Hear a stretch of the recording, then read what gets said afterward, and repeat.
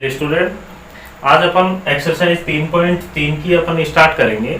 इससे पहले अपन 3.2 में जो ग्राफ विधि से अपन ने सोल्व किया था, ये दूसरी विधि है रैखिक समीकरण युग्म की।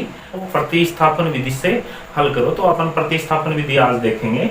इसमें पहले क्वेश्चन 3.3 में, जिसमें 6 क्वेश्चन दे रखे हैं। कितने क्वेश्चन है? 6 क्वेश्चन। और अपन को इनमें से प्रतिस्थापन विधि को पहले समझेंगे और फिर कुछ एक क्वेश्चन को अपन सोल्व करेंगे। पहला क्वेश्चन अपन स्टार्ट करते हैं कि प्रतिस्थापन क्या होती है। Answer first. देखो पहला क्वेश्चन, जिसमें पहला समीकरण दे रखा है x + y = 14, ये आपका पहला समीकरण है। दूसरा है x - y = 4, ये आपका दूसरा समीकरण है।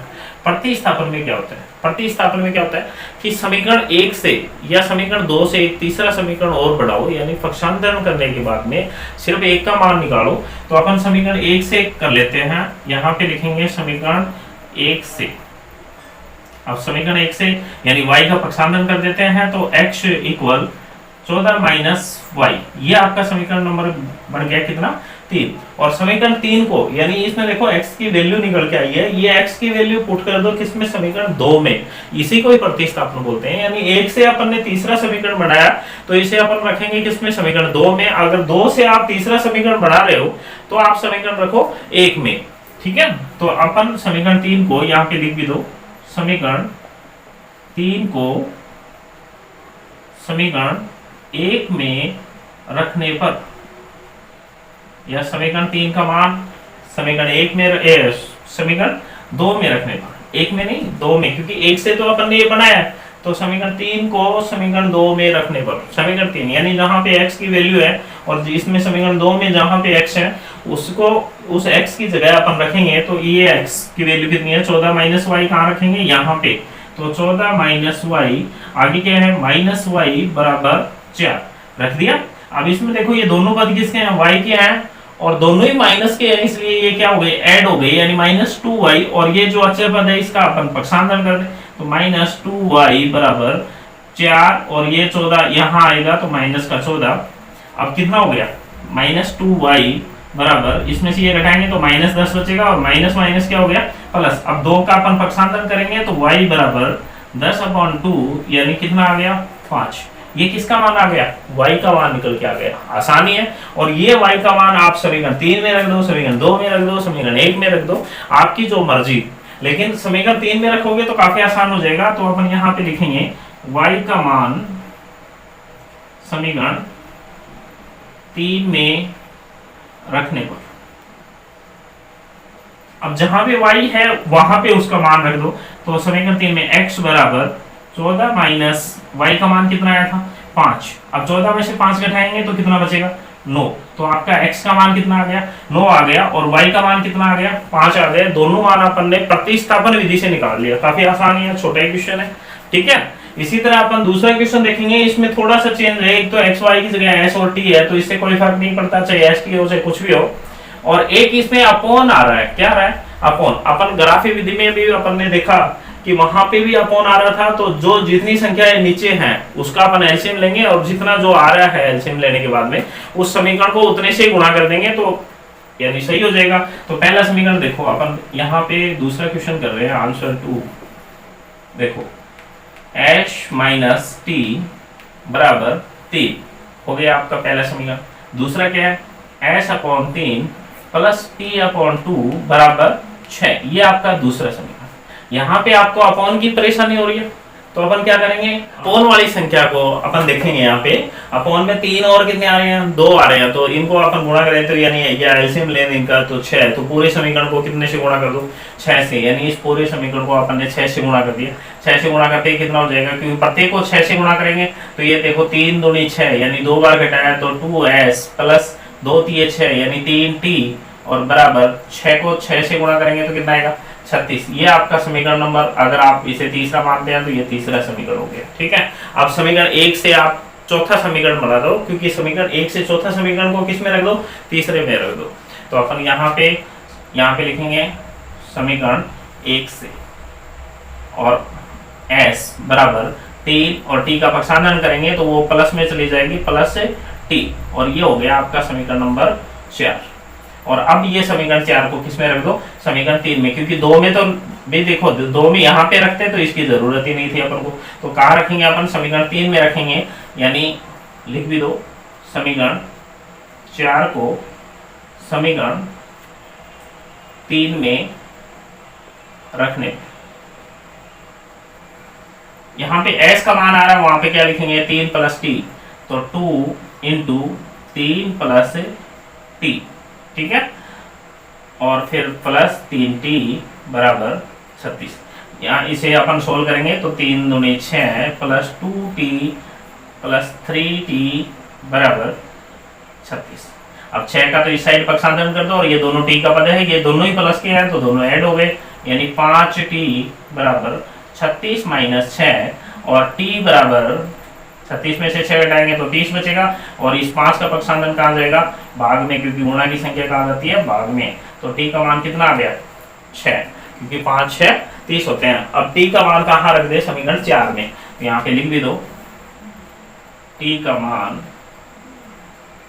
समीकरण 4 में रखने पर h बराबर 3 प्लस t का मान कितना है 6, तो h का मान कितना हो गया 9। ये देखो s का मान भी आ गया और t का, आपको ये निकालना था, तो अपन ने काफी आसान यानी सिंपल भाषा में इसे समझा दिया है। तीसरा क्वेश्चन क्या है, तीसरा क्वेश्चन यहाँ पे हल करते हैं अपन, आंसर तीसरा, यानी ये हल कर रहे हैं तो 3x माइनस वाई बराबर 3 समीकरण फर्स्ट, और दूसरा है 9x माइनस 3y बराबर 9, ये समीकरण नंबर दूसरा। अब ये क्वेश्चन अपन देखते ही ऐसे लग रहा है कि हाँ ये देखो इसमें a1 a2 आपको थोड़ा सा समझ में आया, याद होगा a1 a2 b1 b2 और c1 c2, आपको लग रहा है ना भाई 3 और ये 9 है तो 3 एकम 3 3 3 9, यानी 1/3 आएगा, इसका भी 1/3 आएगा, और इसको इस साइड करेंगे तो भी कितना आएगा 1/3 आएगा। मैं यहाँ पे थोड़ा सा समझा देता हूँ आपको, 3x माइनस वाई माइनस 3 बराबर 0, और इसमें दे रखा है 9x माइनस 3y माइनस 9 बराबर 0, यानी a1 बटा a2 बराबर 3/9, ये समझ में आया होगा, 1/3, ये पहले से भी याद होगा आपको। फिर b1 बटा b2 बराबर -1 बटा -3, ये भी कट रहा है, देखो माइनस माइनस क्या हो रहा है, प्लस हो रहा है, यानी 1/3 आएगा इसका, ये क्या हो जाएगा प्लस हो जाएगा, सही, यहाँ पे भी आप लिख सकते हो 1/3। और आगे अपन देखेंगे c1 बटा c2 यानी -3 बटा -9, माइनस माइनस प्लस 1/3, यानी तीनों का मान क्या है 1/3। एक बार होता है जब a1 बटा a2 बराबर b1 बटा b2 बराबर c1 बटा c2, यानी इसका क्या होता है अनेक हल होते हैं, क्या होते हैं अनेक हल होते हैं, अनंत हल, यानी इसमें अनंत हल होंगे, कोई अद्वितीय हल नहीं है। अभी जो पिछला क्वेश्चन अपन ने दोनों क्वेश्चन किए थे, पहला और दूसरा, और उन दोनों में क्या है, दोनों ही अद्वितीय हल है, यानी सिर्फ एक एक हल आपको मिला है। तो अपन यहाँ पे देखेंगे कि इसमें चाहे तो इसका पक्षांतरण कर दो चाहे इसका कर दो, वो आपकी मर्जी है।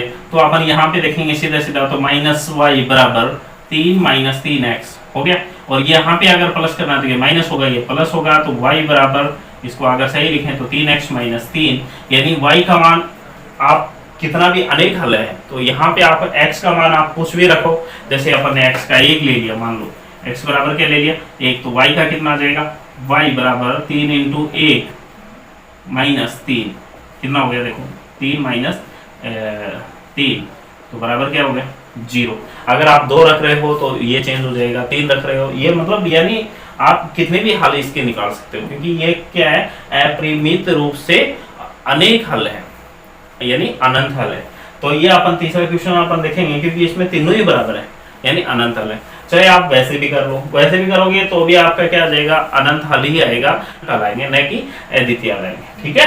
तो अपन क्वेश्चन नंबर अब 4 का क्वेश्चन देखेंगे, तो इसमें ये पॉइंट वाली संख्या है, कौन सी संख्या है पॉइंट वाली संख्या है, तो इसमें भी कोई दिक्कत नहीं, क्योंकि अपन पॉइंट हटा के कर लेंगे। तो देखो 4 का क्वेश्चन क्या आ रहा है, 0.2x 0.3y बराबर 1.3, ठीक है। और इसे अगर पॉइंट को आपको हटाना है तो पूरे समीकरण को कितने से गुणा कर लो, 10 से गुणा कर लो, तो कितना आ जाएगा 2x प्लस 3y बराबर 13, ये हो गया आपका पहला समीकरण। ऐसे ही अपन दूसरा समीकरण लिखेंगे, तो इसमें ये जो दे रखा है 4x प्लस 0.5y बराबर 2.3, ये हो गया आपका दूसरा समीकरण मान लो, या दूसरा जो आप गुणा करने के बाद में आएगा उसे मान लो, वो आपकी मर्जी। इसे भी अपन पूरे को कितना से गुणा कर ले, यानी 10 से गुणा कर ले अपन, तो कितना आ जाएगा 4x प्लस 5y बराबर 23, ये हो गया आपका दूसरा समीकरण। अब पहले समीकरण से कौन सा समीकरण बनाओ, तीसरा समीकरण, और तीसरा समीकरण का मान किस में रख दो, दूसरे में रख दो, तो यानी आपका क्या हो जाएगा, आंसर आ जाएगा x और y का दोनों मान आ जाएंगे।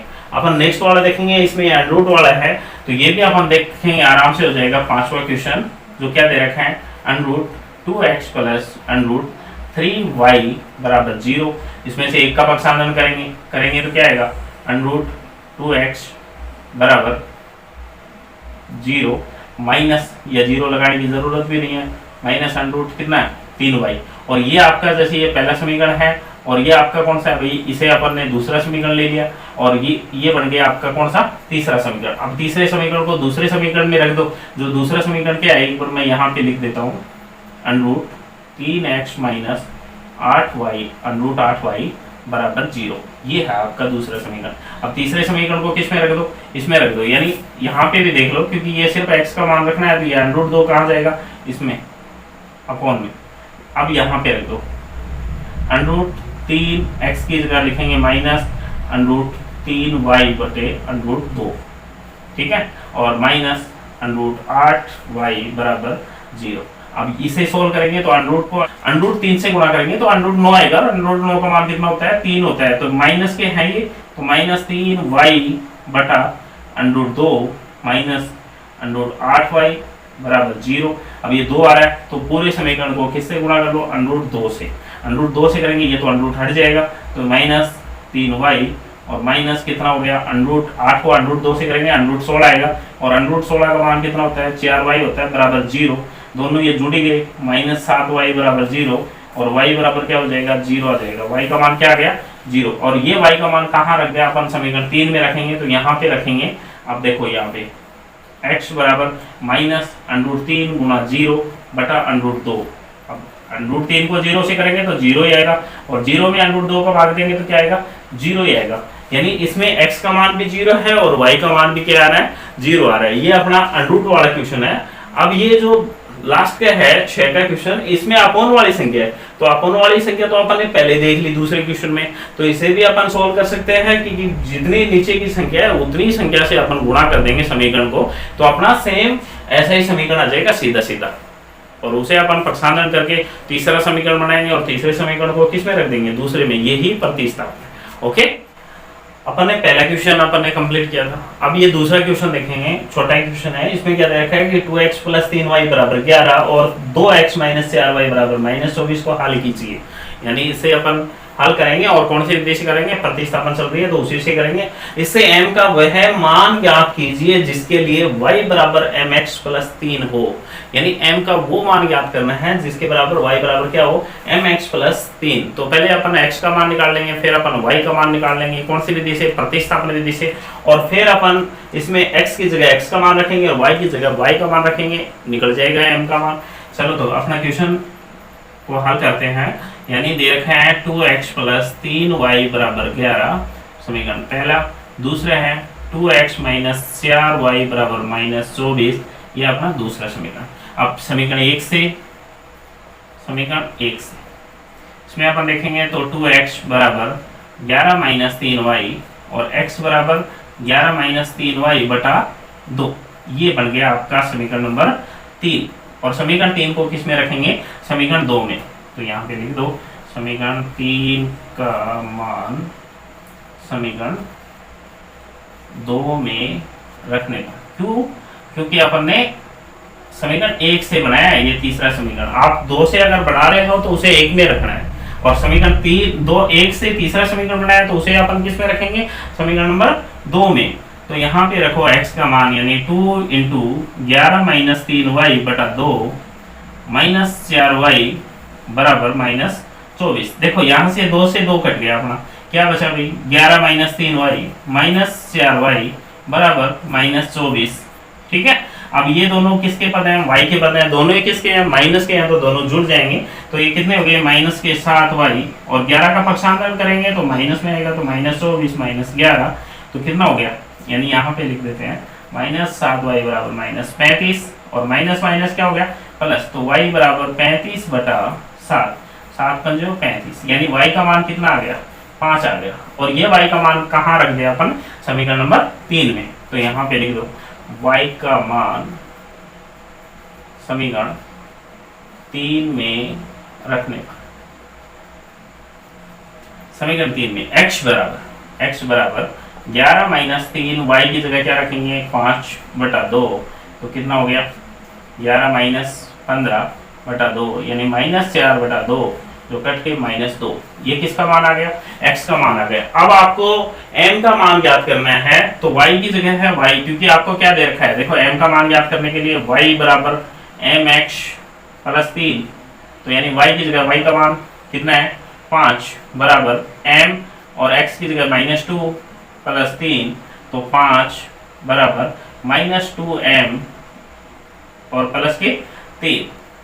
अब 3 का पक्षांतरण कर दो तो यहाँ पे बचेगा, यानी माइनस 2m बराबर 5 माइनस 3, क्योंकि 3 का पक्षांतरण करेंगे तो माइनस में जाएगा, तो माइनस 2m बराबर 2, और अब इसका पक्षांतरण कर दो तो m बराबर यानी 2 अपॉन माइनस 2 कट गया, m का मान क्या आया माइनस 1, ये निकल के आ गया अपना m का मान। तो काफी आसानी क्वेश्चन था, तो यहाँ पे अपना दूसरा क्वेश्चन कंप्लीट